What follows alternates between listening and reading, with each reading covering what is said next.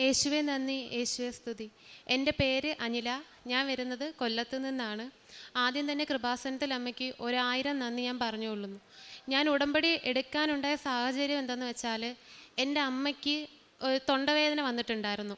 അപ്പം അത് ഹോസ്പിറ്റലിൽ കൊണ്ട് കാണിച്ചപ്പം ജസ്റ്റ് ഒരു ഇൻഫെക്ഷൻ ആണെന്ന് പറഞ്ഞ് അമ്മയ്ക്ക് ആൻറ്റിബയോട്ടിക് കൊടുത്തു. പക്ഷെ അത് കഴിച്ചിട്ടും അമ്മയ്ക്ക് മാറിയില്ല. മാറാഞ്ഞ് പിന്നെയും ഡോസ് കൂടി ആൻറ്റിബയോട്ടിക് കൊടുത്തുകൊണ്ടിരുന്നിട്ട് പോലും ആ തൊണ്ടവേദന പൂർണ്ണമായി മാറാതെ എൻ്റെ അമ്മയ്ക്ക് ഉമിനീരിറക്കാൻ പോലും പറ്റാത്ത അത്ര അവസ്ഥയിലായി. അന്നേരം ഹോസ്പിറ്റലിൽ നിന്ന് പറഞ്ഞു, ഒരു കാര്യം ചെയ്യാം, നമുക്ക് എൻഡോസ്കോപ്പി ചെയ്ത് നോക്കാമെന്ന് പറഞ്ഞു. അപ്പം ആ സമയത്ത് അതിനെക്കുറിച്ച് അറിയത്തില്ല. അപ്പം ശരിക്കും പേടിച്ചു, എന്ത് ചെയ്യുമെന്നറിയാതെ. അപ്പം ഞാൻ ജസ്റ്റ് ഗൂഗിൾ ചെയ്ത് നോക്കിയപ്പോൾ എൻഡോസ്കോപ്പി പല രോഗങ്ങൾക്ക് നടത്തുന്ന ടെസ്റ്റാണെന്ന് കണ്ടപ്പം ശരിക്കും പേടിച്ചു.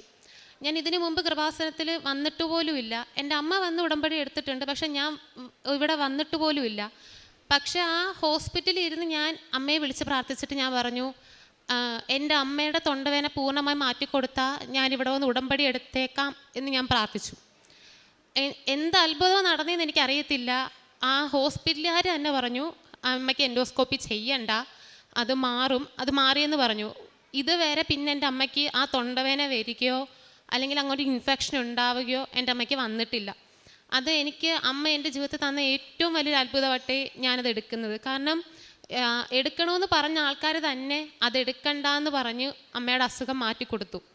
ഞാൻ എൻ്റെ രണ്ടാമത്തെ ഉടമ്പടി എടുത്ത ഭാഗമായിട്ടാണ് എൻ്റെ ഒരു സുഹൃത്ത് UK പോകാനായിട്ട് തയ്യാറെടുത്തുകൊണ്ടിരിക്കുന്ന സമയത്തായിരുന്നു ഞാൻ രണ്ടാമത്തെ ഉടമ്പടി എടുത്ത്. ഞാൻ അതിനകത്തൊരു നിയോഗം വെച്ചത്, അവന് പുറത്തേക്ക് പോകാനുള്ള എല്ലാം ശരിയാക്കി കൊടുക്കണമേ എന്ന് ഞാൻ വെച്ചു. ഞാൻ അമ്മയുടെ കാശുരൂപം വെച്ച് എല്ലാ ദിവസവും പ്രാർത്ഥിക്കുന്ന കൂട്ടത്തിൽ അവൻ്റെ കാര്യവും പ്രാർത്ഥിക്കുമായിരുന്നു, അവനെല്ലാം ശരിയാക്കി കൊടുക്കണം പോകാനുള്ളതെന്ന്. അവൻ ഇൻ്റർവ്യൂ അറ്റൻഡ് ചെയ്തു, ഫീസ് അടച്ചു. അപ്പോൾ യൂണിവേഴ്സിറ്റിയിൽ നിന്നുള്ള ക്യാസ് എന്ന് പറഞ്ഞൊരു പേപ്പറിന് വേണ്ടി അവൻ വെയിറ്റ് ചെയ്തിരിക്കുമായിരുന്നു. 1.5 മാസത്തോളം അവനത് വെയിറ്റ് ചെയ്തിരുന്നു. അങ്ങനെ ജനുവരി അവന് പോവേണ്ടുന്ന മാസം തന്നെ അവിടുന്ന് മെയിൽ വന്നിട്ട് അവൻ ആ ഇന്ത്യക്ക് കയറാൻ പറ്റില്ല, അവൻ അടുത്ത ഇന്ത്യക്ക് സെപ്റ്റംബറിലോട്ട് ഡിഫർ ആയെന്നും പറഞ്ഞ് അവന് മെയിൽ വന്നു. അവൻ എന്ത് ചെയ്യണമെന്ന് അറിയത്തില്ല. ആ സമയത്ത് ഞാൻ അത്രത്തോളം മാതാവിനെ വിളിച്ച് പ്രാർത്ഥിച്ചു, മാതാവേ അവന് ശരിയാക്കി കൊടുക്കണേ. കാരണം കയ്യിൽ പൈസ ഇല്ല. ഉള്ള പൈസ എടുത്ത് ആദ്യത്തെ യൂണിവേഴ്സിറ്റിക്ക് ഫീസും അടച്ചു. അവൻ രണ്ടാമത് പോവാൻ പൈസയില്ല, ഒന്നുമില്ല. ഞാൻ അത്രയും മാതാവിനെ കിടന്ന് കരഞ്ഞ് പ്രാർത്ഥിച്ചതിൻ്റെ ആണെന്ന് തോന്നുന്നു. അവൻ്റെ ഏജൻസിക്കാർ തന്നെ അവൻ അങ്ങോട്ട് പൈസ കൊടുത്ത് 5 ലക്ഷം രൂപ അവന് കൊടുത്തു. അവൻ അത് വെച്ച് അടുത്ത യൂണിവേഴ്സിറ്റിക്ക് അപ്ലൈ ചെയ്തു. അവനെല്ലാം പെട്ടെന്ന് തന്നെ കിട്ടി. ആ ജനുവരിയിൽ തന്നെ അവൻ കയറി പോവുകയും ചെയ്തു. ഇപ്പം എനിക്ക് അമ്മ എൻ്റെ ലൈഫിൽ എനിക്ക് ഏറ്റവും അനുഗ്രഹം തന്നേക്കുന്ന ഈ ഒരു നിമിഷമാണ്. കാരണം ഞാനിപ്പം ഈ വരുന്ന മാസം 22-ാം തീയതി ഞാൻ UK പോകാനായിട്ട് നിൽക്കുക. അതെനിക്ക് ഒരുക്കി തന്നത് അമ്മ തന്നെയാണ്. കാരണം ഞാൻ ആപ്ലിക്കേഷൻ വെച്ചത് ഓഗസ്റ്റ് മാസത്തിലായിരുന്നു. എൻ്റെ യൂണിവേഴ്സിറ്റി ഇൻ്റർവ്യൂ ഞാൻ 3 വട്ടം ഫെയിലായിപ്പോയി. ആദ്യത്തെ വട്ടം എടുത്തു, അന്ന് തന്നെ മെയിൽ വന്നു, റിജക്റ്റായി. രണ്ടാമത്തെ എടുത്തു, റിജക്റ്റായി. മൂന്നാമതെടുത്തത് റിജക്റ്റായി. അപ്പം ഞാൻ കരുതി എനിക്ക് കിട്ടത്തില്ല, പോയി ഇനി എനിക്ക് കയറാൻ പറ്റത്തില്ല എന്ന് കരുതി ഞാൻ എൻ്റെ വീട്ടുകാർ പോലും കാണാതെ ഞാൻ അത്രയ്ക്ക് കരഞ്ഞ് പ്രാർത്ഥിച്ചിട്ടുണ്ട് അമ്മയടുത്ത്.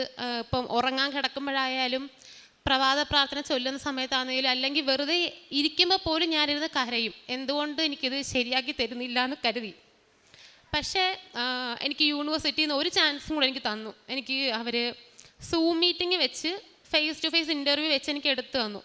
അതെടുത്തിട്ടും എനിക്ക് അവർ പറഞ്ഞു 3 വർക്കിംഗ് ഡേയ്സിനുള്ളിൽ ഇതിൻ്റെ അപ്ഡേറ്റ് വരും എന്ന് പറഞ്ഞു. പക്ഷേ ഒരാഴ്ച കഴിഞ്ഞു, 2 ആഴ്ച കഴിഞ്ഞു, എനിക്ക് ഇതിൻ്റെ യാതൊരു അപ്ഡേറ്റും കിട്ടുന്നില്ല. ഞാൻ കരുതി ഇതും ഫെയിലായി, എനിക്കിനി പോകാൻ പറ്റില്ല എന്ന് ഉറപ്പിച്ചു. ആ ആഴ്ചയിലാണ് എൻ്റെ ചേട്ടൻ ഗൾഫിൽ നിന്ന് വന്ന് ഞാനും എൻ്റെ അമ്മയും ചേട്ടനും കൂടി ഇവിടെ വന്നു, പള്ളി വന്നു. ഞാൻ ഈ അൽത്താരയിരുന്ന് അമ്മയോട് കരഞ്ഞ് പ്രാർത്ഥിച്ച്, ഇതെങ്കിലും എനിക്ക് തരണം, എനിക്ക് കയറി പോകണം. അമ്മയടുത്ത് വന്നതിൻ്റെ ആ ശനിയാഴ്ചയാണ് ഞാൻ ഇൻ്റർവ്യൂ ക്ലിയർ ആയെന്നും പറഞ്ഞ് എനിക്ക് മെയിൽ യൂണിവേഴ്സിറ്റിയിൽ നിന്ന് വന്നത്. അത് കഴിഞ്ഞ് എനിക്കെല്ലാം പെട്ടെന്നായിരുന്നു. എനിക്ക് പെട്ടെന്ന് ക്യാഷ് വന്നു, ഞാൻ ഫീസ് അടച്ചു, ഞാൻ വിസയ്ക്ക് വെച്ചു. വിസയ്ക്ക് വെച്ചപ്പോഴും എന്നെ പരീക്ഷിച്ചു. വിസയ്ക്ക് വെച്ച് ഞാൻ 2 ദിവസം കഴിഞ്ഞപ്പോൾ എനിക്ക് UK നിന്ന് മെയിൽ വന്നു, എൻ്റെ ബാങ്ക് സ്റ്റേറ്റ്മെൻറ്റ് അവർക്ക് ഒന്നും കൂടെ വെരിഫൈ ചെയ്യണമെന്ന് പറഞ്ഞു. അന്നേരം ഞാൻ കരുതി മിക്കവാറും ഇത് റിജക്ഷനായി പോവും, വിസ കിട്ടത്തില്ല എന്ന് കരുതി. എന്നാലും ഞാൻ ഒന്നും കൂടെ എടുക്കാമെന്ന് കരുതി ഞാൻ അന്ന് തന്നെ കോട്ടയം ചങ്ങനാശ്ശേരിയിലാണ് എൻ്റെ ബാങ്ക്. അപ്പം ഞാൻ അവിടെ പോയി ഞാൻ സ്റ്റേറ്റ്മെൻറ്റ് എടുത്തു. ഞാൻ പിറ്റേന്ന് തന്നെ UK ഞാൻ മെയിൽ അയച്ചു. അതിൻ്റെ 2 ദിവസം വർക്കിംഗ് ഡേ കഴിഞ്ഞപ്പം എനിക്കൊരു മെയിൽ വന്നു, വിസ സക്സസ്ഫുൾ ആയെന്നും പറഞ്ഞ്. അപ്പം ഞാൻ മാത്രമേ എൻ്റെ വീട്ടിലുണ്ടായിരുന്നുള്ളൂ, വേറെ ആരുമില്ലായിരുന്നു. എനിക്ക് എന്ത് ചെയ്യണമെന്നറിയത്തില്ല, സന്തോഷമാണോ കരച്ചിലാണോ. ഞാൻ ഓടി വീട്ടിൽ അമ്മയുടെയും ഈശോയുടെയും പടം ഇരിക്കുന്നിടത്ത് ചെന്നിട്ട് ഞാൻ നിന്ന് കരഞ്ഞു. ഒരുപാട് നന്ദിയുണ്ടെന്ന് പറഞ്ഞു, ഒരുപാട് കരഞ്ഞു. എന്തിനാ കരഞ്ഞേന്ന് എനിക്കറിയത്തില്ല, പക്ഷെ ഒരുപാട് ഞാൻ കരഞ്ഞു. കാരണം അത്രയ്ക്ക് ഞാൻ സ്ട്രഗിൾ ചെയ്തിട്ടുണ്ട്. ഒരു ഓഗസ്റ്റ് തൊട്ട് ഇപ്പം ഈ നിൽക്കുന്നിടം വരെ അത്രയ്ക്ക് ഞാൻ സ്ട്രഗിൾ ചെയ്തിട്ടുണ്ട് എനിക്ക് ഈ വിസ ഒന്ന് കിട്ടാൻ വേണ്ടിയിട്ട്. അതെനിക്ക് തന്നത് അമ്മ തന്നെയാണ്, വേറെ ആരുമല്ല. അതുകൊണ്ട് തന്നെ എനിക്ക് എന്തിൻ്റെ പേരിലാണ് എനിക്ക് വയറ്റ് വേദന വരുന്നതെന്ന് എനിക്കറിയത്തില്ല. പക്ഷേ എനിക്ക് ഒരാഴ്ച 7 ദിവസം ഉണ്ട്, അതിൽ 3-4 ദിവസം എനിക്ക് ഈ ഒരു ഭാഗത്തായിട്ട് എനിക്ക് വയറ്റ് വേദന വരും. പക്ഷേ എന്തിൻ്റെ ആണെന്ന് എനിക്കറിയത്തില്ല. പക്ഷേ ആ സമയത്ത് ഞാൻ വിശ്വാസ പ്രമാണം ചൊല്ലി അമ്മയുടെ തേൻ കുടിക്കുമ്പം എനിക്ക് ആ വേദന മാറും. അത് എന്തുകൊണ്ടാണെന്ന് എനിക്കറിയത്തില്ല, എനിക്കത് മാറി കിട്ടാറുണ്ട്. അമ്മ എനിക്ക് അങ്ങനെ അത്ഭുതങ്ങൾ തരാറുണ്ട്, സൗഖ്യം തന്നിട്ടുണ്ട്. എനിക്ക് പോകാനുള്ള എല്ലാ കാര്യങ്ങളും എനിക്ക് ശരിയാക്കി തന്ന് ഈ മാസം 22-ന് അമ്മയുടെ അനുഗ്രഹം. കാരണം ഞാൻ ഇവിടുന്ന് കയറാൻ പോവുക, പഠിക്കാൻ പോവുകയാണ് UK-ലോട്ട്. ഒരുപാട് നന്ദിയുണ്ട് അമ്മയെടുത്ത്. എത്ര നന്ദി പറഞ്ഞാലും മതിയാവത്തില്ല. അത് കണക്ക് തന്നെ ഉടമ്പടി എടുത്തതിൻ്റെ ഭാഗമായിട്ട് എൻ്റെ വ്യക്തി ജീവിതത്തിൽ എനിക്ക് ഒരുപാട് മാറ്റങ്ങൾ വന്നിട്ടുണ്ട്. ഇതിപ്പോൾ എൻ്റെ അമ്മയ്ക്കത് മനസ്സിലാവും. കാരണം ഞാൻ അങ്ങനെ കറക്റ്റായിട്ട് പള്ളിയിൽ പോകുന്ന ഒരാളൊന്നും അല്ലായിരുന്നു. പക്ഷേ ഇതിന് ശേഷം ഞാൻ എല്ലാ ആഴ്ചയിലും പള്ളിയിൽ പോവും. എനിക്ക് ദിവ്യപൂജയ്ക്ക് പോകാൻ പറ്റത്തില്ല, കാരണം PGക്ക് പഠിച്ചുകൊണ്ടിരുന്ന സമയമായിട്ട് എനിക്ക് 7 മണിക്ക് വീട്ടിൽ നിന്ന് ഇറങ്ങണം കോളേജിൽ എത്താൻ. അപ്പം അതിന് പോകാൻ പറ്റത്തില്ല. പക്ഷേ എല്ലാ ഞായറാഴ്ച ഞാൻ പള്ളിയിൽ പോയി തുടങ്ങി. ഞാൻ കുമ്പസരിച്ച് തുടങ്ങി, 2-3 ആഴ്ച കൂടുമ്പോൾ കുമ്പസരിച്ച് തുടങ്ങി. അത് കണക്ക് തന്നെ ഞങ്ങളുടെ കൊല്ലത്തൊരു പള്ളിയുണ്ട്, കൈകെട്ടി ഈശോ എന്ന് പറയുന്നത്. അവിടെ ചെല്ലുമ്പോൾ നമുക്ക് ഒരുപാട് ഭിക്ഷാടനക്കാർ അവിടെ നിന്ന് ഇരിക്കുന്ന കാണാം. ഞാൻ എല്ലാ ആഴ്ചയിലും അവർക്ക് പൊതിച്ചോറ് കൊടുക്കാൻ തുടങ്ങി, കൊണ്ടുപോയി. ഒന്നെങ്കിൽ ഞാൻ തന്നെ വീട്ടിൽ ചെയ്ത് കൊണ്ടു കൊടുക്കും, അല്ലെങ്കിൽ ഞാൻ കടയിൽ നിന്ന് വാങ്ങിച്ച് അവർക്ക് കൊണ്ടു കൊടുത്തു തുടങ്ങി. അത് കണക്ക് തന്നെ സന്ധ്യാപ്രാർത്ഥന എല്ലാ ദിവസവും വൈകുന്നേരം ചൊല്ലി തുടങ്ങി. പറ്റുന്ന ദിവസങ്ങളെല്ലാം ഞാൻ പള്ളിയിൽ പോയി തുടങ്ങി. ഇതൊക്കെ എനിക്ക് ഉടമ്പടി എടുത്തതിലൂടെ കിട്ടിയ മാറ്റങ്ങളാണ്. ഒരുപാട് നന്ദി അമ്മയ്ക്കും ദേവകുമാരനും. യെശയ്യാ പ്രവാചകന്റെ പുസ്തകം 26:4 കർത്താവിൽ എന്നേക്കും ആശ്രയിക്കുവിൻ, ദൈവമായ കർത്താവ് ശാശ്വതമായ അഭയശിലയാണ്. അനില എന്ന ഈ മകൾ പരിശുദ്ധ കൃപാസന മാതാവിൻ്റെ സന്നിധിയിൽ ആനന്ദ കണ്ണീരോടുകൂടി ജീവിതത്തിൽ ലഭിച്ച എല്ലാ നന്മകളെയും സാക്ഷ്യപ്പെടുത്തുകയാണ്.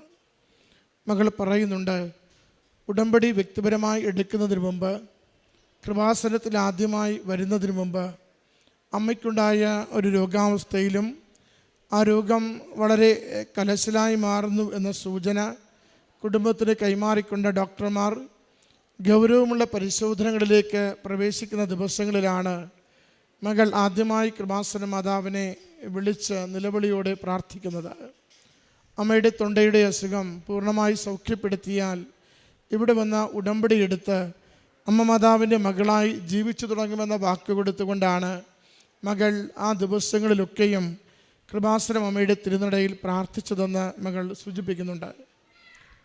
ഏത് ആശുപത്രിയും ഏത് ഡോക്ടറുമാണോ തുടർ പരിശോധനകൾക്ക് വേണ്ടി നിർദ്ദേശിച്ചത്, അവർ തന്നെ അടുത്ത തവണ ചെല്ലുമ്പോൾ ഒന്നും വേണ്ട, തൊണ്ടയിലെ ആ രോഗാവസ്ഥ മുഴുവനും സൗഖ്യപ്പെട്ടിരിക്കുന്നുവെന്ന് മകളോടും കുടുംബത്തോടും പറയുമ്പോഴാണ് വളരെ നന്ദിയോടും സ്നേഹത്തോടും കൂടി തിരുനടയിലെത്തി മകള് ഉടമ്പടി എടുത്ത് ജീവിക്കുന്നത്. അത് തന്നെ മകൾക്ക് അമ്മ മാതാവിനോടുള്ള ഒരു സ്നേഹത്തിൻ്റെയും വിശ്വസ്തതയുടെയും അടയാളമാണ്. വേണമെങ്കിൽ ആദ്യത്തെ ആ ഒരു അനുഗ്രഹം ലഭിച്ചപ്പോൾ കുഴപ്പമില്ലെന്ന് കരുതി വേണമെങ്കിൽ വരാതിരിക്കാമായിരുന്നു. വീട്ടിൽ അമ്മ ഉടമ്പടി എടുത്തിട്ടുണ്ടല്ലോ എന്ന് കരുതി ആ പ്രാർത്ഥന തുടരാമായിരുന്നു.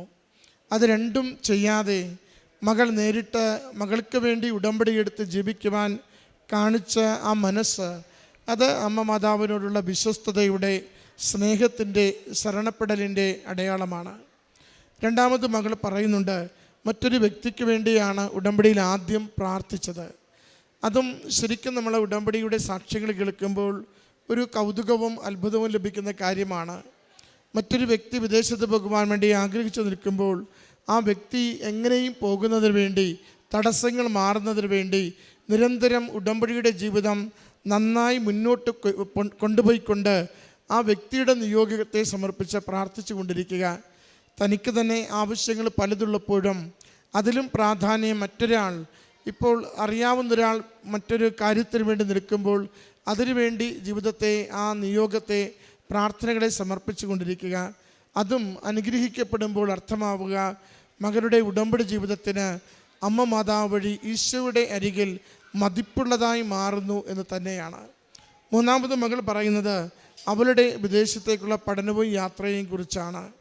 മെറിറ്റ് ഏതാണ്ട് 0 ആയി പോകുന്നുവെന്ന് അവൾ പറയുന്നുണ്ട്. 3 തവണയും പരാജയപ്പെടുന്നു.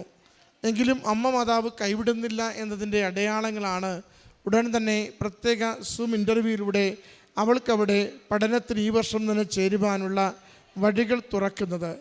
പിന്നീടും പ്രതിസന്ധികളിലൂടെ മകളെ ഒന്ന് പരീക്ഷിക്കുന്നുണ്ട്. നമ്മൾ 1 പത്രോസിൻ്റെ 1:7 നമ്മൾ കാണുന്നുണ്ടല്ലോ, അല്പകാലത്തെ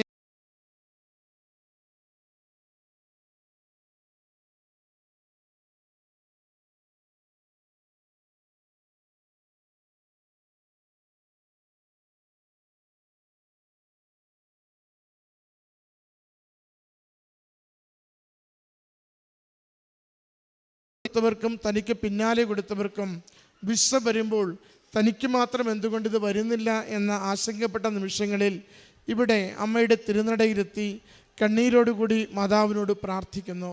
വളരെ വേഗത്തിൽ തന്നെ വിസയുടെ തടസ്സങ്ങൾ മാറി മകളുടെ കരങ്ങളിൽ അതെത്തുകയും വിദേശ യാത്രയ്ക്ക് മകൾക്ക് സാധ്യമാവുകയും ചെയ്യുന്നു. പ്രിയമുള്ളവരെ, ഇതൊരു ഉടമ്പടിയുടെ സ്നേഹത്തോടു കൂടി ശരണപ്പെടുന്നവരുടെ സാക്ഷ്യമാണ്. അവിടെ എന്നും അമ്മ മാതാവിനോട് മക്കൾക്കെടുത്ത സ്വാതന്ത്ര്യത്തോടെ ഓരോന്നും പറയുക, ചോദിക്കുക, സങ്കടം വരുമ്പോൾ നിലവിളിക്കുക, സന്തോഷം വരുമ്പോൾ തുള്ളിച്ചാടുക. മകൾ പറയുന്നുണ്ട്, വിസ കിട്ടിയെന്നറിഞ്ഞ ദിവസം ഞാൻ ഒത്തിരി നിലവിളിച്ചുവെന്ന്. അത് സങ്കടത്തിൻ്റെതല്ല, അത് ഹൃദയത്തിൽ ആനന്ദം അതിയായി വരുമ്പോൾ അറിയാതെ ഹൃദയം നിറഞ്ഞ് കണ്ണീര് വരുന്നതാണ്. അത് മാതാവ് നൽകി എന്നതിൻ്റെ സന്തോഷമാണ്. മാതാവിൻ്റെ പ്രാർത്ഥന കേട്ടു എന്നതിൻ്റെ സന്തോഷമാണ്.